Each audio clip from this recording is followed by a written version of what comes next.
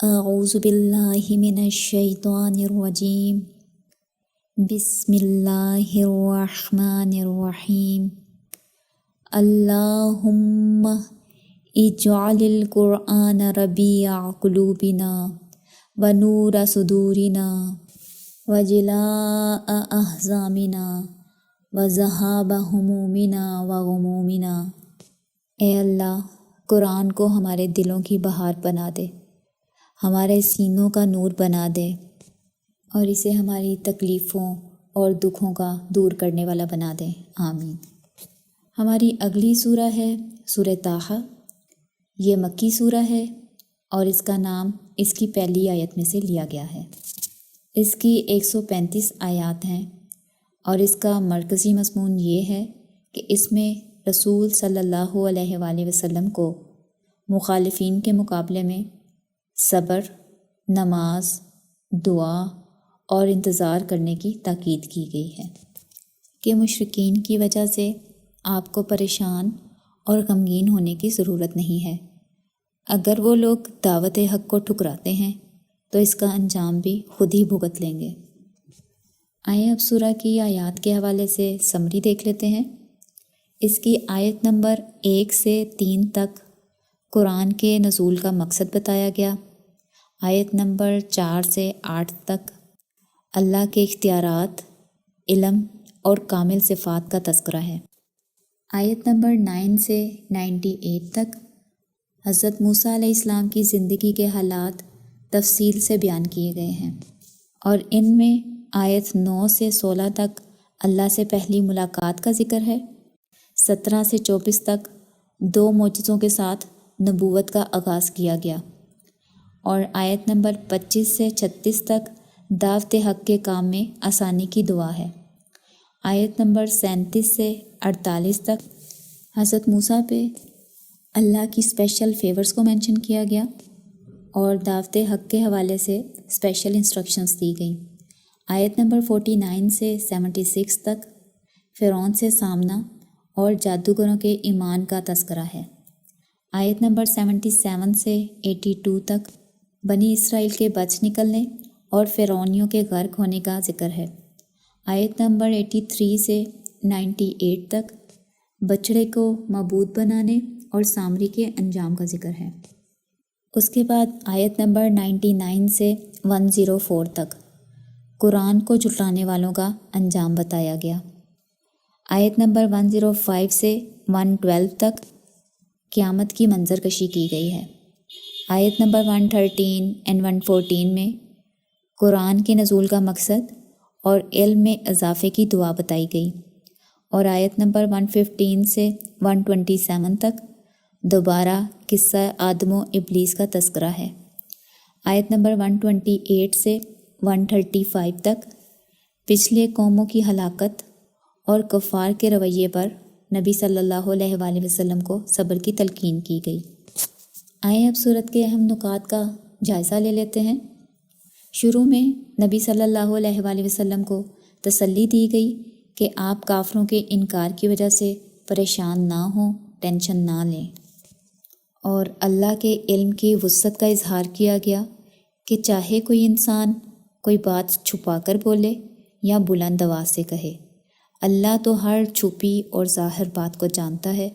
اور اس کے سوا کوئی معبود نہیں، اور تمام اچھے نام اسی کے لیے ہیں۔ اور پھر نبی صلی اللہ علیہ وآلہ وسلم کی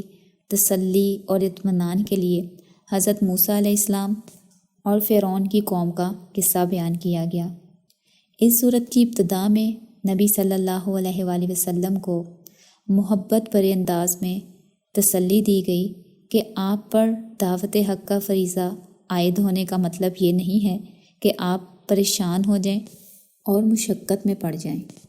اور دوسروں کے ایمان نہ لانے کی وجہ سے خود کو غمگین بنا لیں۔ حالانکہ آپ کے ذمہ تو صرف نصیحت کرنا اور ریمائنڈ کروانا ہے، ان کو زبردستی مسلمان بنانا آپ کے بس کی بات نہیں۔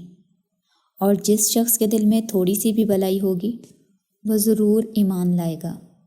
اور نبی صلی اللہ علیہ وآلہ وسلم کو یہ واضح کیا گیا کہ اس دین کی دعوت کسی سائل کی درخواست نہیں، بلکہ یہ کائنات کے شہنشاہ کا شاہی فرمان ہے، یعنی اسے منت سماجت سے پیش کرنے کی ضرورت نہیں ہے، بلکہ باوقار طریقے سے لوگوں کے سامنے رکھیں۔ اور یہ بات واضح کی گئی کہ اللہ ہر ظاہر اور پوشیدہ کے بارے میں علم رکھتا ہے اور اس سے کوئی بات چھپی ہوئی نہیں ہے۔ وہ ہر شخص کی نیت اور اس کے اعمال سے باخبر ہے اور انہیں ان کے اعمال کے مطابق جزا اور سزا دینے پر بھی قادر ہے۔ اس صورت میں آیت نمبر 9 سے 98 تک حضرت موسیٰ کا واقعہ تفصیل سے بیان ہوا ہے۔ شروع میں حضرت موسیٰ کی اللہ سے پہلی ملاقات کا ذکر آتا ہے کہ جب وہ اپنے گھر والوں کو لے کر نکل رہے تھے تو انہوں نے دور کہیں ایک چمک یا آگ دیکھی، تو انہوں نے سوچا کہ میں اپنے گھر والوں کے لیے کوئی انگارہ لے آؤں تاکہ ہم رات کو تاپ سکیں اور روشنی کے ساتھ رات گزار سکیں۔ اور جب وہ اس آگ کی تلاش میں وہاں پہنچے تو اللہ نے انہیں آواز دی، یا موسیٰ انی انا ربک فاخلع نعلیک، کہ اے موسیٰ میں تمہارا رب ہوں، بس تم اپنی جوتیاں اتار دو۔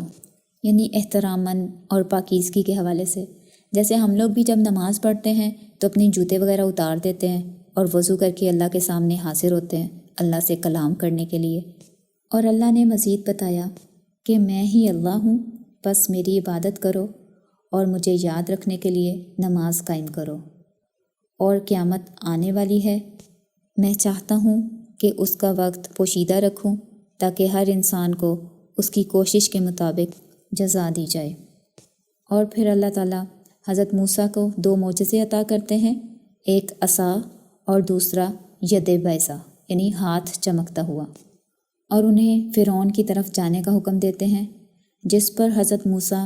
اللہ سے دعا کرتے ہیں، ربی اشرح لی صدری، کہ اے میرے رب میرے لیے میرا سینہ کھول دے، ویسر لی امری، اور میرا کام میرے لیے آسان کر دے، واحلل عقدۃ من لسانی،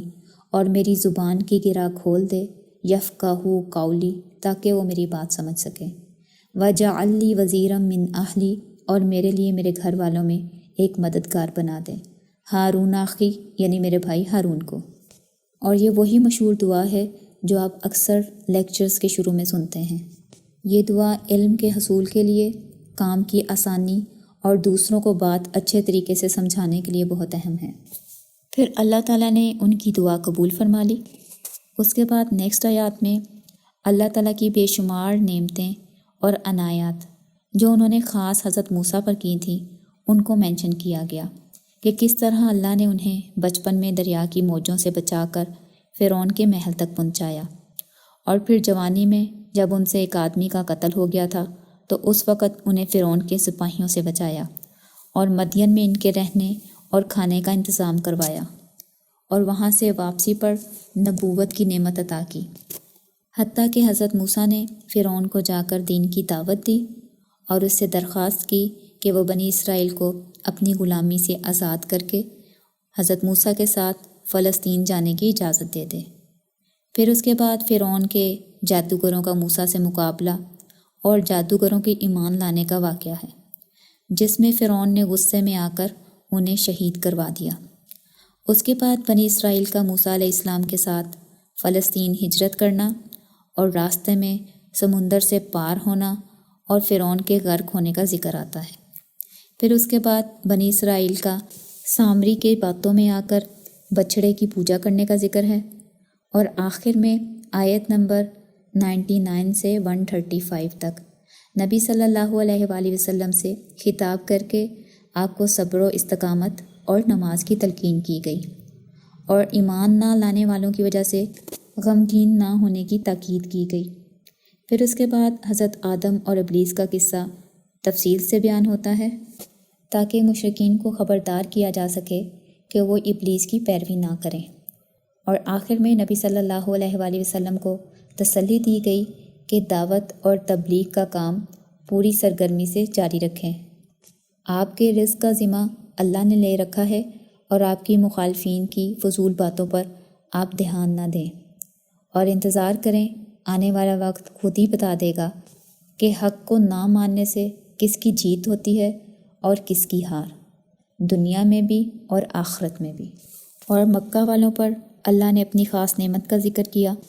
کہ ہم نے آپ کو رسول بنا کر مکہ والوں میں اس لیے اٹھایا تاکہ یہ لوگ اعتراض نہ کریں کہ اگر ہماری طرف کوئی رسول بھیجا جاتا تو ہم ضرور اس کی پیروی کرتے۔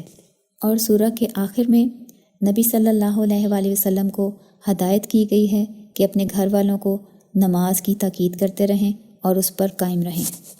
یہ تھا ہمارا سورہ طٰہٰ کا خلاصہ۔ سبحانک اللہم و بحمدک نشہد ان لا الہ الا انت ونستغفرک ونتوب الیک۔